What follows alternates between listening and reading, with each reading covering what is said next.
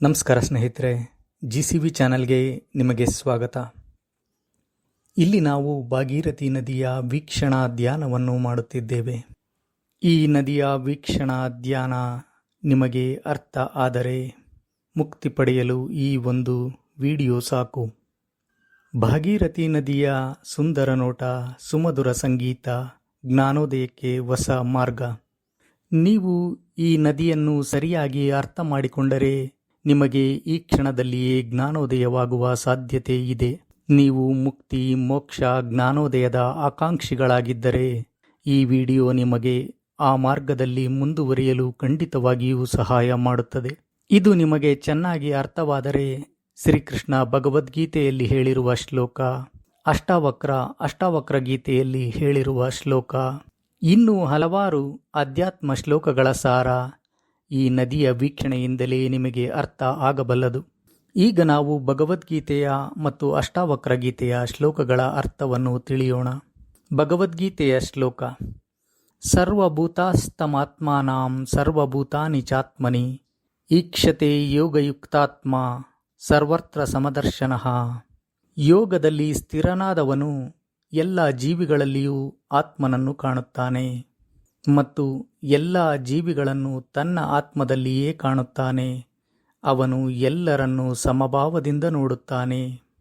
ಅಷ್ಟಾವಕ್ರ ಗೀತಾ ಶ್ಲೋಕ: ಸರ್ವಭೂತೇಷು ಚಾತ್ಮಾನಾಂ ಸರ್ವಭೂತಾನಿ ಚಾತ್ಮನಿ ಮುನೇರ ಜಾನತ ಆಶ್ಚರ್ಯಂ ಮಮತ್ವ ಮನುವರ್ತತೆ. ಎಲ್ಲ ಜೀವಿಗಳಲ್ಲಿಯೂ ತನ್ನ ಆತ್ಮವನ್ನು ಕಾಣುವವನು ಮತ್ತು ಎಲ್ಲ ಜೀವಿಗಳನ್ನು ತನ್ನ ಆತ್ಮದಲ್ಲಿಯೇ ಕಾಣುವ ಜ್ಞಾನಿಗೆ ಕೂಡ ಇದು ನನ್ನದು ಎಂಬ ಮಮಕಾರ ಇನ್ನೂ ಉಳಿದಿರುವುದು ಆಶ್ಚರ್ಯದ ವಿಷಯವಾಗಿದೆ. ಒಮ್ಮೆ ನಿಮ್ಮಲ್ಲಿ ಎಲ್ಲ ಜೀವಿಗಳಲ್ಲಿ ಇರುವ ಆತ್ಮದ ಕೇಂದ್ರವು ಪರಮಾತ್ಮನೇ ಎನ್ನುವ ಅನುಭವ ಪೂರ್ವಕವಾದ ಜ್ಞಾನ ಬಂದರೆ ಅಲ್ಲಿ ಮಮಕಾರಕ್ಕೆ, ಅಹಂಕಾರಕ್ಕೆ ಜಾಗ ಇರುವುದಿಲ್ಲ. ಕೋಪಕ್ಕೆ ಮೂಲ ಅಹಂಕಾರ, ಭಯಕ್ಕೆ ಮೂಲ ಮಮಕಾರ. ನೀವು ಇಲ್ಲಿ ಕಾಣುವ ಭಾಗೀರಥಿ ನದಿಯನ್ನು ಗಮನಿಸಿದರೆ ಅದರಲ್ಲಿ ಒಂದು ಜೀವನದ ಜ್ಞಾನ ಅಡಗಿದೆ. ಅದು ನಿಮಗೆ ಅರ್ಥ ಆದರೆ ಜ್ಞಾನೋದಯಕ್ಕೆ ಈ ಒಂದು ವಿಡಿಯೋ ಸಾಕು. ಇಲ್ಲಿ ಪ್ರತಿ ಅಲೆಯೂ ಒಂದರಂತೆ ಇನ್ನೊಂದು ಇಲ್ಲ. ಪ್ರತಿ ಅಲೆಯ ಶಬ್ದವು ಬೇರೆ, ಪ್ರತಿ ಅಲೆಯ ಆಕಾರವು ಬೇರೆ, ಪ್ರತಿ ಅಲೆಯ ವಾಲುವ ದಿಕ್ಕು ಬೇರೆ, ಪ್ರತಿ ಅಲೆಯ ಸೌಂದರ್ಯವು ಬೇರೆ, ಪ್ರತಿ ಅಲೆಯ ಆಯುಷ್ಯವು ಬೇರೆ, ಪ್ರತಿ ಅಲೆಗೆ ಇರುವ ಸಂಬಂಧವು ಬೇರೆ. ನೊರೆ ಇರುವ ಅಲೆಗಳು, ನೊರೆ ಇಲ್ಲದ ಅಲೆಗಳು, ನರ್ತಿಸುವ ಅಲೆಗಳು, ಶಾಂತವಾದ ಅಲೆಗಳು. ಎಲ್ಲ ಅಲೆಗಳ ಮೂಲ ಮುಕ್ತಿ ಕರುಣಿಸುವ ಶಕ್ತಿ ಇರುವ ಭಾಗೀರಥಿಯ ನೀರು. ಎಲ್ಲ ಅಲೆಗಳು ಏಳುವವು, ಬೀಳುವವು, ಮತ್ತೆ ಮತ್ತೆ ನೀರಿನಲ್ಲಿ ಲಯವಾಗುವವು. ನೀವು ಸೂಕ್ಷ್ಮವಾಗಿ ಅಲೆಗಳನ್ನು ಗಮನಿಸಿದರೆ ಇಲ್ಲಿ ಒಂದು ಅಲೆಯು ಇನ್ನೊಂದು ಅಲೆಗೆ ಡಿಕ್ಕಿ ಹೊಡೆದುಕೊಳ್ಳುವುದಾಗಲಿ, ಒಂದು ಅಲೆಯು ಇನ್ನೊಂದು ಅಲೆಯ ಮೇಲೆ ಸಾಗಿ ಹೋಗುವುದಾಗಲಿ ಆ ಅಲೆಗಳ ಕೈಯಲ್ಲಿ ಇಲ್ಲ. ಕಾಣದ ಒಂದು ಶಕ್ತಿ ಆ ಅಲೆಗಳನ್ನು ಮುನ್ನಡೆಸುತ್ತಿದೆ. ಕೆಲವು ಅಲೆಗಳು ದೊಡ್ಡವು, ಕೆಲವು ಅಲೆಗಳು ಚಿಕ್ಕವು.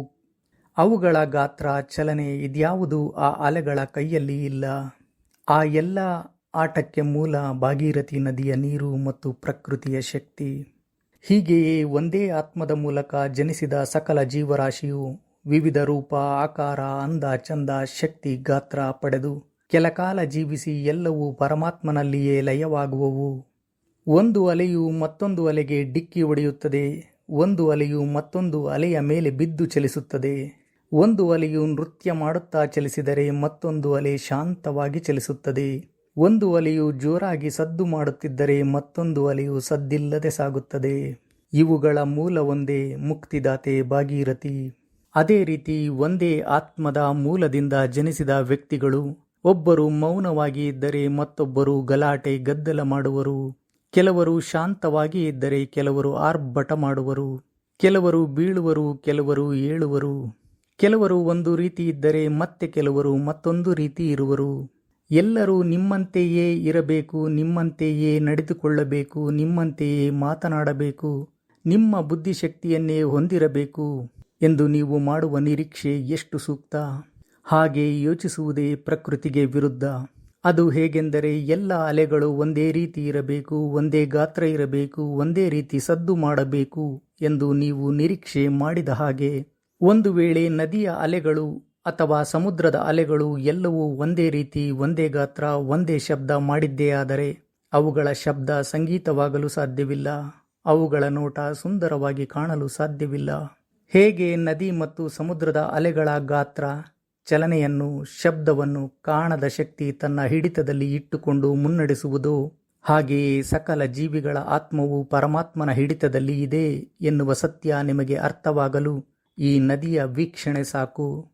ಈಗ ನೀವು ಈ ಸುಂದರವಾಗಿ ಹರಿಯುವ ಭಾಗೀರಥಿಯನ್ನು ಗಮನಿಸಿ.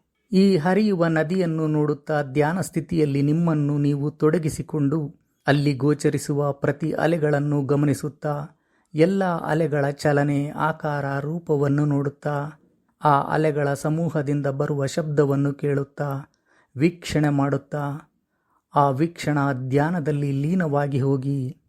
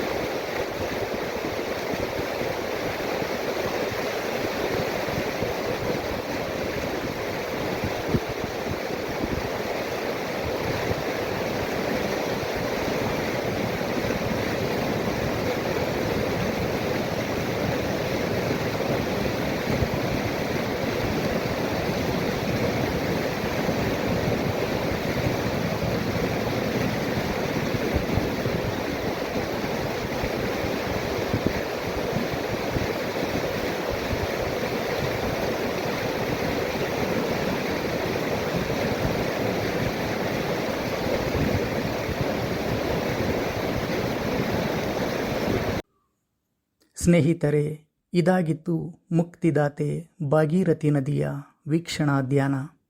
ನಿಮಗೆ ಆರೋಗ್ಯ ಧ್ಯಾನ, ಚಕ್ರಗಳ ಧ್ಯಾನ ಮತ್ತು ವಿವಿಧ ಧ್ಯಾನಗಳನ್ನು ನೋಡಿ ಧ್ಯಾನ ಮಾಡಲು ಇಚ್ಛೆ ಇದ್ದರೆ, ಅಥವಾ ಜೀವನದ ಹಲವಾರು ವಿಷಯಗಳ ಜ್ಞಾನವನ್ನು ಪಡೆಯಲು ಇಚ್ಛೆ ಇದ್ದರೆ, ನನ್ನ ಚಾನಲ್ನಲ್ಲಿ ಇರುವ ಕೆಲವು ವಿಡಿಯೋಗಳು ನಿಮಗೆ ಆ ವಿಷಯದಲ್ಲಿ ಸಹಾಯ ಮಾಡಬಲ್ಲವು ಎಂದು ಹೇಳುತ್ತಾ ಈ ನದಿಯ ವೀಕ್ಷಣಾ ಧ್ಯಾನವನ್ನು ಮುಗಿಸೋಣ. ಧನ್ಯವಾದಗಳು ಸ್ನೇಹಿತರೆ. ಇಂತಿ ನಿಮ್ಮ GCV.